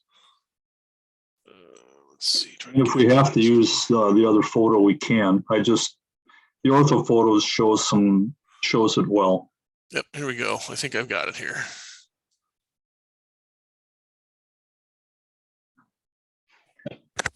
Yep, that's it. That's what I needed. Okay, if you could keep that up on the screen. Thank you, Neil. Sure. All right. So anyhow, maybe just zoom in a little bit on it, but I think you can see it pretty well. And Mr. Rowell's home is on Taylor. You see the home with the swimming pool. He's the one right next to it on the right of that. And then I think Mr. Nyhorn is next to him. So those two, there's 5 homes along that stretch. So over the years that I've been on council, we looked at I don't know if you can see an arrow, but the wetland type area to the north, which is owned by Bay Baptist.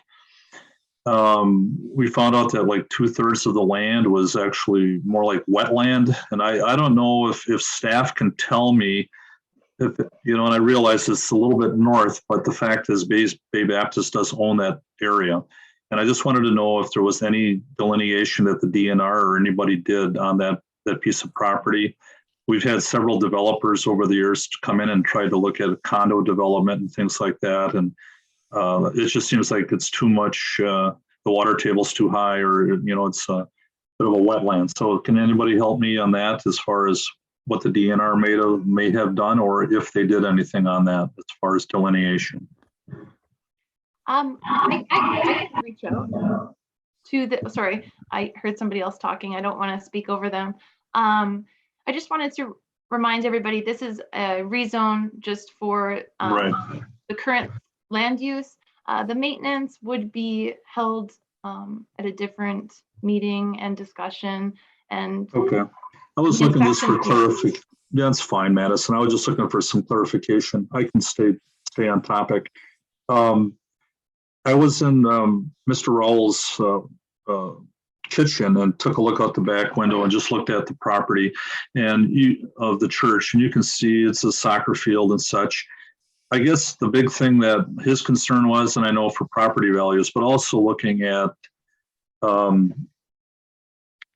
as far as, R1, if you have an R1 zone, you can always develop and put homes there if you have access. I didn't see a whole lot of access there, but, you could conceivably somehow, some way, get residential back there if you had the access to it.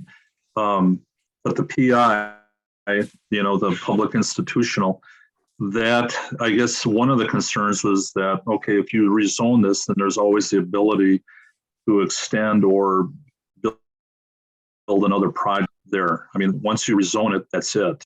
So I was wondering if you could clarify that. I mean, it's kind of a roll of the dice. You don't know, according to the church, it sounds like they just wanted to do some things with the soccer field and maybe some minor adjustments. And I know that could happen 5, 10, 15 years down the road, but once you rezone something, then that's it. It's permanent.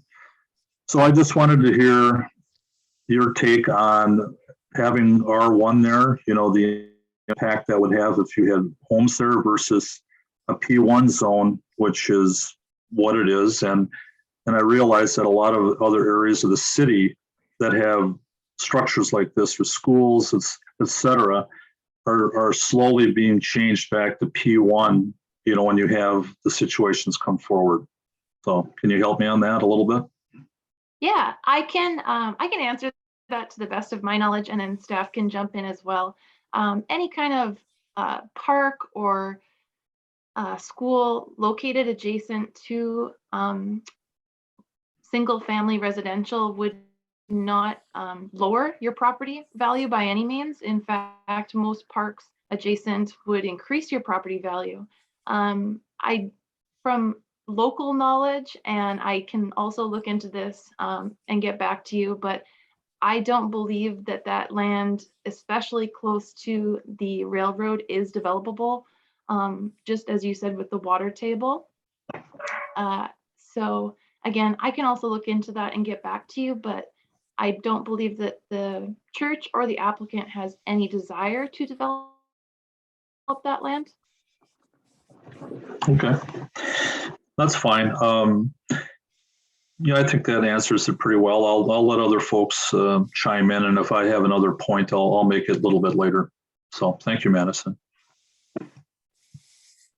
Thank you for the comments, Alder, as well. Commissioners, do we have any questions either for staff otherwise? Just to follow up, am I right in understanding that if there were water issues in that area, it would not be possible for the church to develop it?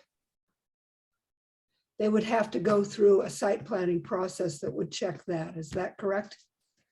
So we're not giving them carte blanche to put a set of townhomes up there, for instance. Well, I think there's a point here that we're talking zoning. There is another detail about the site plan, if that's what you're asking, about other details about building out the site that'll be further looked at by staff. They're just not known at this point because we don't have a proposal before us necessarily. I was trying to get some clarity for Alder Steuer that we would be going through a whole process of checking out what might be built on this land, and if it was deemed to be a high water table or problematic, that would not be something that we would permit building on. That would have to be verified. I guess we can't speak to that at this point. Okay. Typically, most rezoning applications, they are granted if staff agrees with the decision and the comprehensive plan aligns and future land use. But any further steps, the rezone is granted upon meeting future potential site plans, developments, or anything along the lines in the future. Thank you.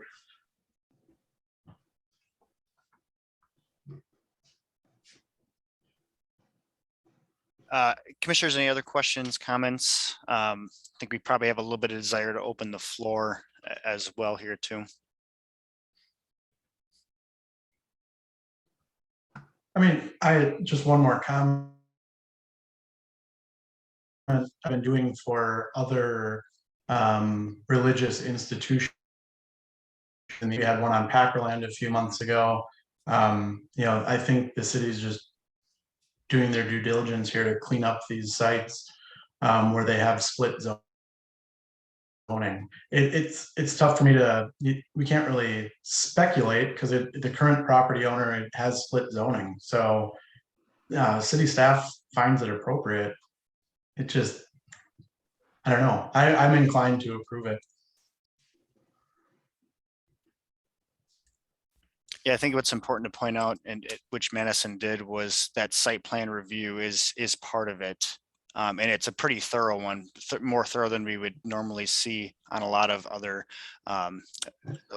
projects as well too. So plus the water issues, which are kind of well documented as well too. Just looking at a map here, there's nowhere for that water to go, really. So it's probably kind of pooling in the lowest area, which I'm guessing is there since all the development around it. So there'd probably be some significant work that you need to do to get anything that would be built above that water table too. So I think there's some good fallbacks here that there's probably not an expectation there's gonna be a large scale development there. I think is a safe assumption, but yeah, I wouldn't be too worried myself either.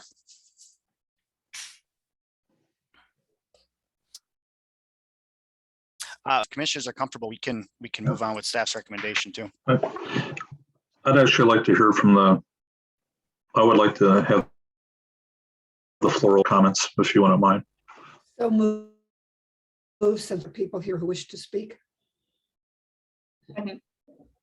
Motion from Commissioner Bremer, second by Alder Corpus Stacks to open the floor. All those in favor, please say aye.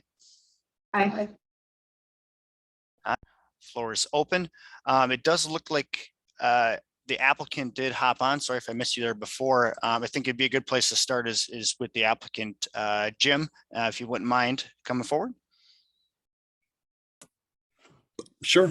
I'm just here to answer a few questions if there are any. Jim Hinsey, 2509 Martha Ave, Alloway.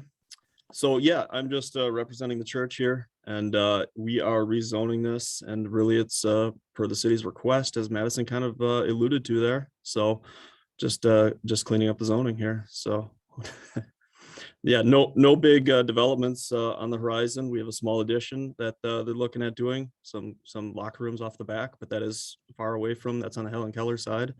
The new property, or the property to the north at 10-year plan, maybe moving a soccer field that direction. We have had it, we've looked at it in terms of the delineation, and you're absolutely right. There's a lot of wetland over there. It'll never be developed to any great extent. So yeah, it's, I guess, pretty straightforward in my mind. Alder Steyer? Yes, thank you, Mr. Hins, for coming in. I was just wondering, you just said some locker rooms and things like that toward the Helen Keller side.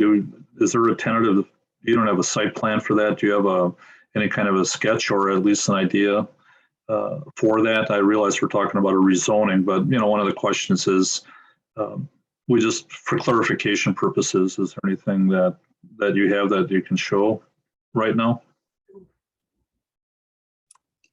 I don't have anything with me today. It's basically a addition straight off the back of that gym building. And Okay. the stormwater management will be part of that as it pertains to that addition. So addressed as part of that site plan. Well, that would be important, I think, only because, like I said, some of the adjoining landowners do have some issues with water pooling. And I don't know is that something that the church has worked with the owners on something like that to look at? Has that ever been addressed? I'm not sure to what extent, all the impervious surfaces have been addressed, and it's all routed towards the retention ponds at the front of the property.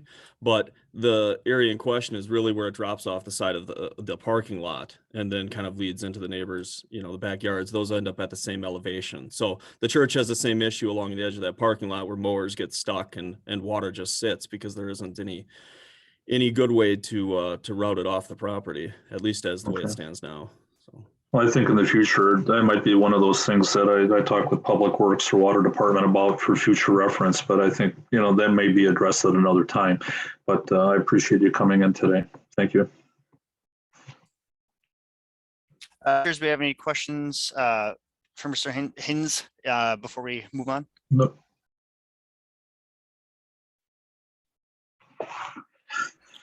I appreciate the comments. We are in open session, so anyone else that did want to come forward to speak at this time, now would be that time.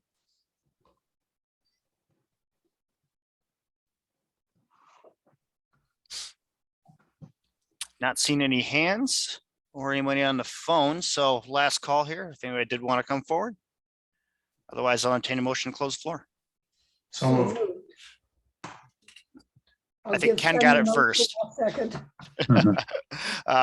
Motion by Commissioner Ravinsky, seconded by Commissioner Bremer to close the floor. All those in favor, please say aye. Aye. Aye. Those opposed, and we are back to regular order. I'd make a motion to approve the request. And I'll second that. Motion from Commissioner Ravinsky, seconded by Commissioner Bremer to approve. Alder Corpus Stacks disappeared. There we go. Okay. One more comment, sure. Yes, absolutely. All right, thank you, Chair. after looking at the photos and the land use, and I live fairly close to this area as well. So I feel that, the city is doing due diligence and doing cleanup of these zoning areas throughout the city. There was another one that was done at Seventh-day Adventist, some time ago on Shawano Avenue in my district, and that seems to be going pretty well too. So I understand the citizens' concern. It's like anything else. Anytime you make a change, even if it's, for the good, we things out. So I'm in favor of this as well. And, go ahead and move forward. Thank you. Thank you, Alder. Motion on the floor from Commissioner Ravinsky to approve the staff's recommendation, seconded by, I'm sorry, was it Sid, right? Yes, by Commissioner Bremer. All those in favor, do please say aye. Aye. Aye. And any opposed? Motion carries. That will also move on to City Council next week, Tuesday, the 15th. And let's move on here to item number 8, agenda item number 8. This is consideration with possible action on a request to vacate an app between John Street and East Mason Street submitted by Grand Central LLP Midwest Expansion, Dan Pamperin. Madison, if you could give us a preview or work through this item, sorry. Yeah, me again. They saved the best for last, I think, hopefully. Let me pull this up for you. So one of the differences with alley vacations, as you can see, we don't have a public hearing. The public hearing is actually held at City Council, and this is an action item. So we had an application for 1567 East Mason Street. This is John Street and East Mason right here. This is the parcel, and this is the alley that they would like to vacate. Grand Central LLC owns both of these parcels, and the only adjacent property owners that are notified for any street or alley vacation are the ones directly on either side, or north or east, southwest, whatever they're touching. So basically the owner wants to just compile, and in any alley vacation, it would just be absorbed into each property. As you can see again, this is the current all R1, except for this down here, which is commercial. I believe there is a Hardee's here, Baskin Robbins, and a Shell station right here. The future land use is low density residential. And again, we're just focusing on the alley vacation. As you can see here, they even drew it all in together that they would absorb it. This is the corner, the street view. And we are approving, or staff is recommending approval to request the vacation. I do want to also, I know this isn't a public hearing, but we do send out a internal and external agency memo. So DPW, utility, AT&T, anybody that might have an easement or any issue with this alley being vacated would have the opportunity to share any kind of input or output, and nobody has any facilities during or amongst that vacation, and they don't have any concern or objections, including parks. And then also the fire department, police department, nobody needs that alley to utilize.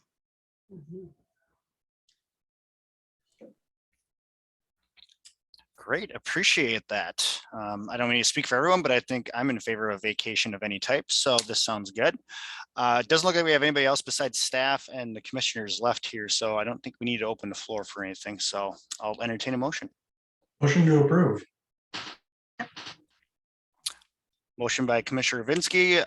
Was that Sid for the second? Or nope, Alder Corpus-Sack, sorry, for the second. To approve, all those in favor, please say aye. Aye. Any opposed? And motion carries. With that, I think we're on to, where'd my agenda go? We're on to the next thing, whatever that is. Informational, director's report. Thank you, Mr. Chair. I'll be brief. Folks, obviously you probably saw news last week. We had the governor in town announcing that the city was fortunate enough to participate in. One of them was a $5 million neighborhood investment grant to assist with the redevelopment of the JBS property. We're very excited to move forward on that and get some things going there. We also were a part of the team working in cooperation with Brown County on the $15 million grant to help acquire and plan for the redevelopment of the Pulliam UPS Pulliam site, which will be the future home of the coal piles.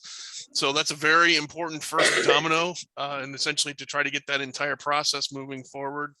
Acquisition and redevelopment of that site will allow Sea Rice Coal. There's still an agreement needs to be happen twice in the county, but the intent would obviously be to have Sea Rice begin to offload their coal at the new location site and then spend down the coal at the existing site downtown. So an important first step. We're excited to see that happen. Not all good news from the neighborhood investment grant money. We had applications in for the shipyard, the public market, and some affordable housing projects that did not get funded. So we're going to continue to look for some assistance to continue those projects as we go forward.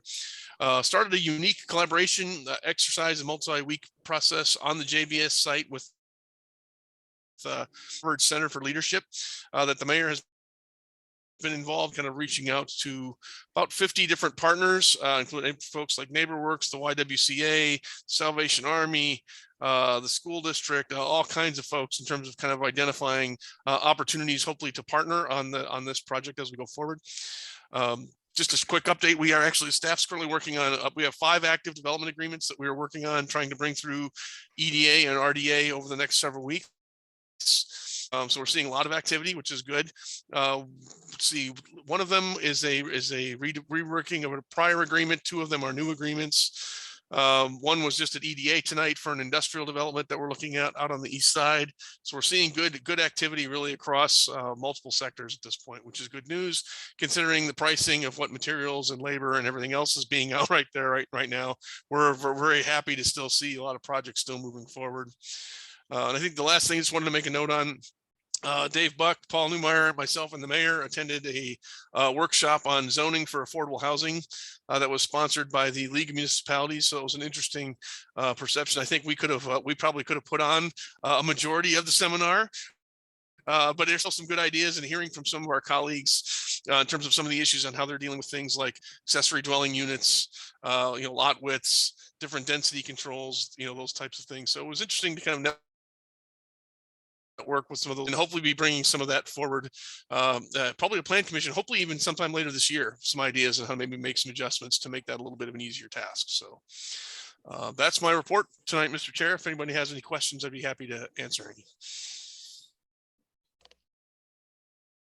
Much questions? Alder Corpus Dax, go ahead. No? Oh. I don't have a question, but I wanted to say that it's been a pleasure working with all of you over the last 4 years. I'm pretty sure this is my last plan meeting, so it's been great to get to know everyone and work with you guys. Maybe I'll see you again. I don't know, but it's been awesome. It's been a great experience. We hope if we were together, I would have baked you a treat.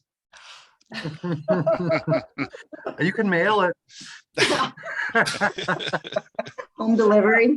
Thanks It's been great. for all you've contributed. Yeah, it's been fun. Hopefully off to a little a better life, better things. Yeah. I'll be busy with soccer, so. Fair enough. Great. Unless anybody had any questions, we'll entertain a motion to adjourn. I think Commissioner Rinsky might have had one. Go ahead, No, Ken. I'm good. If you got it, go ahead. No, Alder Corpus Dax, do you want to make the last motion? Motion to adjourn. Second. All right, motion, final motion by Alder Corpus Dax to adjourn, seconded by Commissioner Ravinsky. All those in favor? Aye. Aye. Thank you, everybody. Thanks, Veronica. Aye, thanks. Good night. Night, night.